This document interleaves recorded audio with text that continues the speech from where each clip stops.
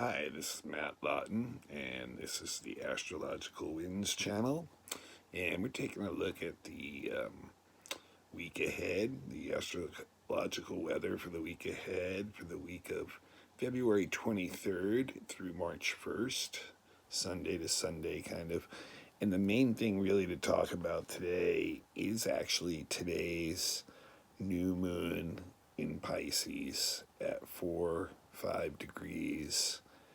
And of course, new moon is a seeding time, a time to start new projects, to start planting the seeds to things we want to have happen. And in Pisces, that usually has a lot to do with breaking down boundaries somehow and merging into something greater than ourselves.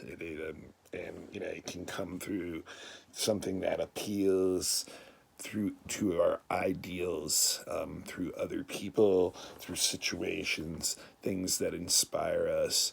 And with Pisces, it's usually a very spiritual energy, a very artistic energy, energy from nature, things like that, things that are outside of ourselves that can really inspire us to plant some new seeds. And this one in Pisces is also conjunct Mercury retrograde. And it's a little bit of a wide conjunction, about 5 degrees, but you know, as we've talked about before, Mercury retrograde in and of itself can cause a lot of misunderstanding and a lot of unclarity to the logic or intellectual mind as to what is going on and where to go with things that are happening. So things that may seem a little disorienting for sure, and we're probably getting like messages still from areas of energy that seem odd, like, or almost inexplicable to the linear or logical mind. But a lot of that stuff is probably trying to show us a direction to move into, to plant these new seeds into. So it may be very difficult to explain a lot of what you're working on to plant, what you're working on to start up now, to others. But inside your mind, it's appealing to some higher ideal. And so, you know, the signs that come to you, although they may seem odd and strange, are helping to give you ideas on how to make some of the decisions that you need to make in order to plant some of the seeds. And with Pisces, Pisces has a lot to do with giving things up, with sacrificing something that may be important to you on an egotistical or personal level for something for the greater good. And by clearing some of that stuff out, you're able to get the messages in that Pisces is wanting to show you. And the thing about Pisces too is it is the least egotistical sign. So it's a time when it can be actually easier to give up some of these desires and personal wants that you have that may not actually be necessary or what's serving the greater good in the best way. And so, if what you plant has the greater good in mind in a Pisces new moon, it's more likely to be a successful crop, is another way to say it. And, Pisces is definitely very interested in lifting consciousness up within us and breaking barriers down. So that definitely requires giving up some of our personal desires, some of the things that is important to our ego, which can be disorienting to the intellect, to the mind, to the ego, to the self, but ultimately will bring greater benefits in the longer run to what you're trying to start now. Now, the new moon, which is the sun and moon conjunct, is sextile Mars right now in Capricorn, very strong Mars. So that will actually give us the personal will and motivation and ambition to move ahead despite the retrograde energy of Mercury and the dissipating energy of Pisces. And there's also sextile Uranus, which allows us to take opportunities to show our unique gifts, our unique talents, the things that make us special, and plant them into what we're doing now, what we're starting now. So I think what's really cool about that is it imprints that uniqueness of us, that gift that we bring, right into the seeding process right now. And therefore, what grows out of that seed will be uniquely ours and will be our unique gift to give the world. Now, once again, Pisces is kind of funny because it can lead us down paths that we really weren't expecting to go. So it can feel like a diversion, but it's actually trying to bring us signs and signals to help us figure out where to go next so that we can lift our consciousness up, so that we can open our mind's doors of perception wider and take more in and become more aware of the connection between everything, and then Uranus showing us what's our unique part within all of that. So really interesting, and what's interesting about it too is, Uranus allows the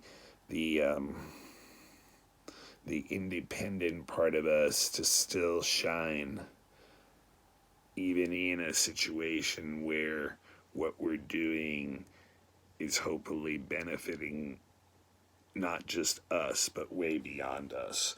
So what's interesting too is the new moon is actually on the midpoint of the Mars-Uranus trine that was exact last Friday that I talked about last week. So right now, it's like, despite the retrograde energy, it's really easy to move into new situations on a personal level and get a charge of ambition and be willing to make like the extra efforts yourself to do what you want to do, to make things the way you want it to go. And like I said, Pisces is definitely going to be like, hey, part of that download is like a spiritual connection or an artistic connection or an inspiring connection to something that's greater than just you. So,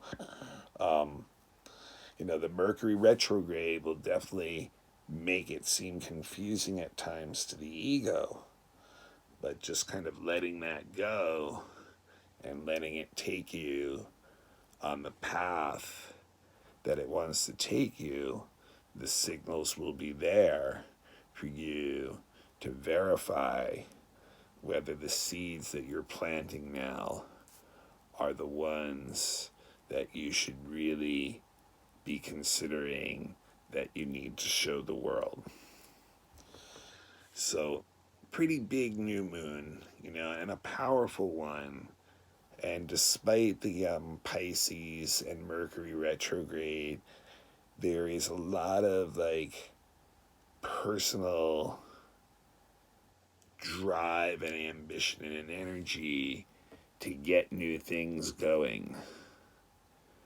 And maybe you can't really explain it all right now to everybody else, but it's a good time to forge ahead on that kind of thing. Now, rest of the week, Sunday today, there's also a Venus-Jupiter square, which definitely is like the Sunday kind of aspect of kind of taking it easy, passive, good times with friends, kind of fun things.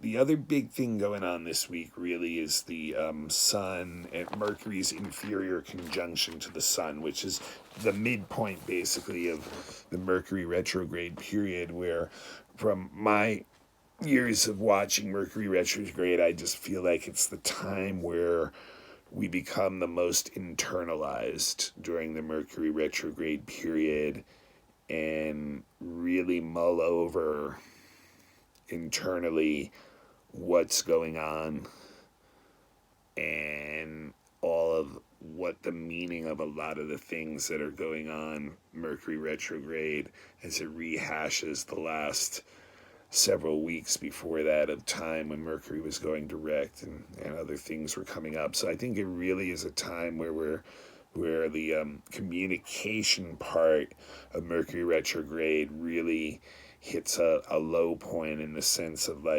communications not happening or being misunderstood or delayed or whatever, because people are just so internalized. So that exact conjunction is on Tuesday, and that marks about the halfway point of the Mercury retrograde period. But it's interesting because both the Sun and Mercury are going to be conjunct then, and the Sun, like I said, is sextiling Uranus and Mars, so that means Mercury will also be sextiling Mars and Uranus this week. So there is a continuation of that same energy I talked about with the new moon, that despite the Mercury retrograde period going on and a lot of odd things being off and regular things in the world maybe not functioning as well as we would like them, that there's still a lot of ability to move ahead for the individual. Mars and Uranus are all about the individual, so there's a lot of that energy still available to move ahead this week. And late in the week, I think it's Friday, Venus is square Pluto, so that can bring up heavy issues in relationships. It can bring up things like obsessions and power tripping and manipulation and tensions that have been under the table bubble up to the surface and can be cleared so that there's better understanding, or it can turn into a very manipulative power play kind of game between people in relationships. So if this stuff can be cleared, it can be a very beneficial square in the sense of cleaning out the crap, so to speak, and reforging or reforming or rebuilding the relationship from that point, which is at a deeper point now because people worked on tensions or problems together and got through them. So the trusting and depth of the relationship then can increase from there. But